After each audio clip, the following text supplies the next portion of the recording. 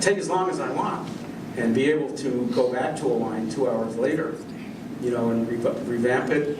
But it is blind, and it does bring up the question of, yes, in my head, I give it an instant snapshot rating. I'll think, this is 87. This is, this is unbelievable. This is 98. This is undrinkable. And then I play with it. And in my head, that 87, as I play with it, may morph up a point, may morph up down a point, until I'm satisfied. But, and those of us who are engaged in this conversation through blogs, I've said, from the very beginning, this isn't rocket science. If you give the same wine to an MW 2 times in a row, you're going to get 2 different things, and people just need to deal with that. It doesn't invalidate the entire practice of wine criticism. It just puts it in context, and people can take it or leave it.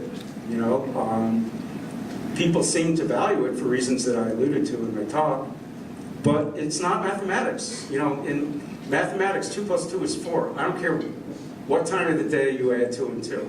It's always going to be 4, unless you're in a parallel universe. But, and you could taste Barons or Private Reserve Cabernet Sauvignon, the same wine, the same vintage, 3 weeks apart, and hopefully it wouldn't be, huge difference, but, and how do you explain that? They're 2 different bottles, it's 3 weeks apart, your body chemistry is different. So I'm not embarrassed or ashamed to say, look it folks, it's what it is. People who demand some kind of mathematical precision, and demand to know I demand to know why 93 instead of 93. Well, it's a perfectly good question, but there's no real answer. It's what I thought at that moment. And as I said, all you can do is be transparent. Like I said, these bloggers taught me.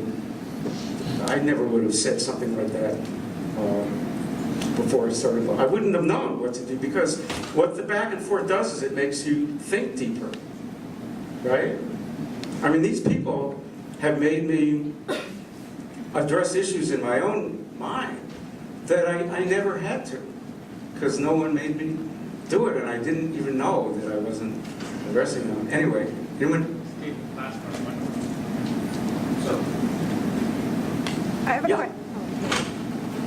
she was saying that you learned all transparency from blogging. Does that mean that transparency is not really a virtue of the wine print media? I'm pushing that. Is transparency not a virtue of the wine critic media? Wine blogging. So Well, I think you guys are dragging them to that point. Yeah. I mean, you did, well, I don't follow this stuff with any scrutiny, but I mean, my understanding is Andy Blue went, do you know? I mean, Andy Blue came under such attacks, and Parker came under such attacks, and other people have. I think you are forcing the older critics to be transparent, and I think it's great. It's fantastic. All right, that's it.